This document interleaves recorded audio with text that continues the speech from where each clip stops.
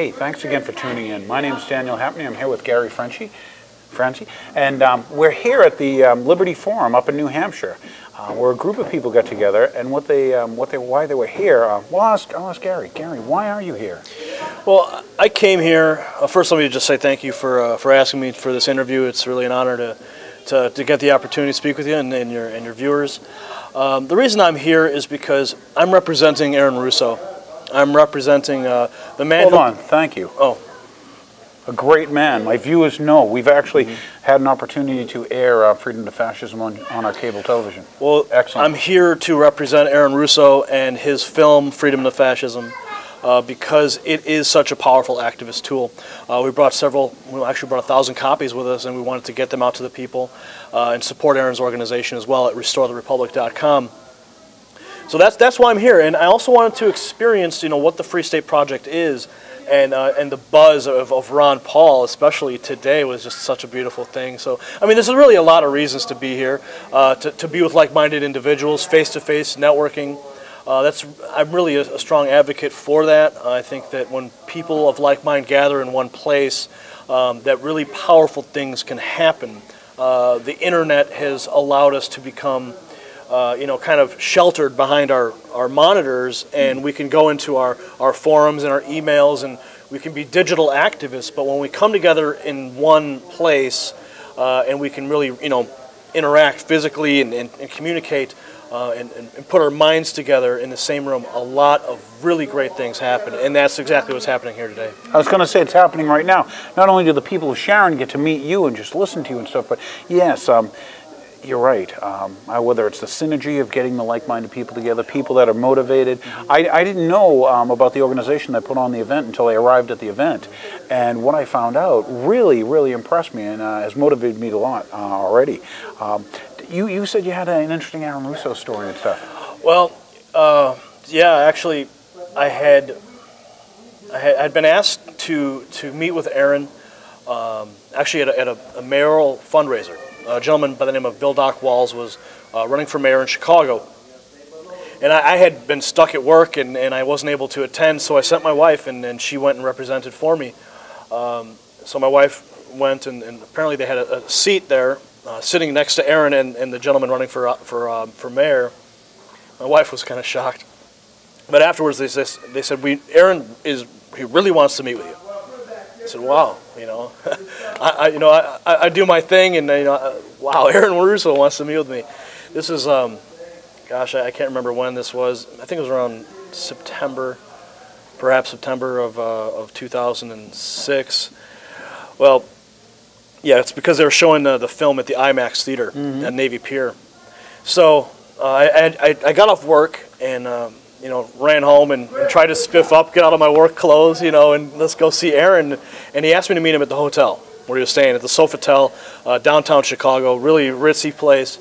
And so I'm sitting there in the waiting room, waiting for Aaron, and just, holy hell, Aaron Russo's coming, and all of a sudden he comes in with his entourage of people and buzz, Aaron Russo's here. But he asked me to come and to meet with him. Wow, this is really a treat. So we went up to the hotel room, and there we hatched the strategy on how we would release freedom to fascism to the American people. And there was a gentleman who was sitting with us. In fact, he runs the website voteronpaul.com, and he actually was pushing Aaron to release the movie on Google. He said, Aaron, you got to let it go on Google. You got to let it out to the people because people need to see this, and it's going to come back to you. And people will come back, and he was worried that because Aaron invested so much money into the film, he's got mouths to feed, so he wanted to make sure he did get his return. But at the same time, he was in that room with us, and we said, let's let it go on Google. So that's where it happened that night. Wow. So then later on, we had been talking. We were up till about 3:30 in the morning. One of those late night, deep conversations. And Aaron shared with me this spiritual destiny that he had been really been, I guess, directed by. And he told me this story about how he had just remodeled this beautiful bathroom. Like I said, it had all kinds of marble and glass, and he just remodeled his bathroom, and first time he goes in to take a shower, and he says he told me he was laying down on the marble little shelf they put in this steam room, and he says a voice in his head told him, "Get up and move right now. Get up and move." He didn't hesitate. He got up and he moved. And no sooner than he moved did a piece of stone or concrete fall from the ceiling right where his head would have been laying down. Would have killed him. Yeah.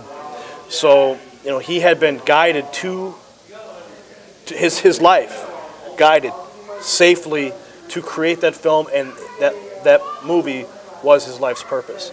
I mean, sure, you know, the films like Trading Places and The Rose, and those are great films, you know, and everybody loves a good laugh now and then. But Aaron Russo's final film, America, Freedom, and Fascism, really, you know, that was his calling. That was his calling, and he was definitely guided to make that film. Powerful piece. I really enjoyed it. As a matter of fact, I try to, I want to say, I've been very successful in doing it also. When I say successful, getting people to, you know, to view it, to watch it, to understand.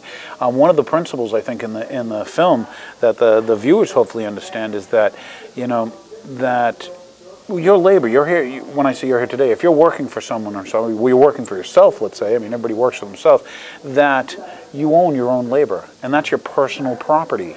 And that we've lost as, you know, I want to say as Americans or as citizens, we've lost the thought that we own our labor. And that if we have to, you know, provide, you know, a portion of our labor or the proceeds from our labor to someone else, then we're not totally free. No, we're not. And for 140 years or whatever in America, that's what made America great. You could come here, and if you worked hard, you saw the benefits of that hard work. Okay, and that's one thing. Aaron, just never meeting the gentleman. I heard him a few times on the radio and stuff. I you know, heard him speak. I got to see some stuff that was on YouTube and stuff with him. What a great guy. I'm glad you told us that story. That's a good thing. The more, anyway, thank you very much. Tell me about what you're doing now. Tell our viewers about the Republic and different things that you're doing. You know, a couple of us at the organization at RestoreTheRepublic.com put our heads together, and we wanted to create an activist tool, much like the film. The film, you can get it at freedomtofascism.com for $1.25. You can get it in bulks of 50, so you can hand them out to your friends. It's very affordable. So we decided to take the themes that were in the movie and put them into a print form, and package them professionally, and just make it affordable for activists to go and hand them out. And you know, right now we're in our 4th issue, which is talking about the financial collapse of America. Inside, you'll find information about the Federal Reserve System, the Amero, and a plethora of other things that are taking place in this country. And you know, the purpose of the magazine, like I said, is to get into the hands of the people, barbershops, pizza parlors, wherever you may find a waiting room, and you can get them at republicmagazine.com for $1 a copy, 25, 50, 75, 100. And we're here today. We're giving them out. We brought about 1,300 magazines with us, and we're giving them out to people so that they can, they can taste it for themselves. They can see it. They can feel it. And if they want, they can subscribe. But more importantly, we brought these with us so people can give them to their friends, so they can give them to their family and get the message out, just like Aaron Russo's document. I think it's a fantastic thing you're doing, and I recommend people, take a look at it and take a read. Also, too, once again, thank you. Thank you for coming. I found many like-minded people. I think Dr. Paul was excellent. I got an opportunity to speak with John McManus. I got an opportunity to meet you and speak with you, and I myself am flattered and grateful that you took the time. Appreciate it.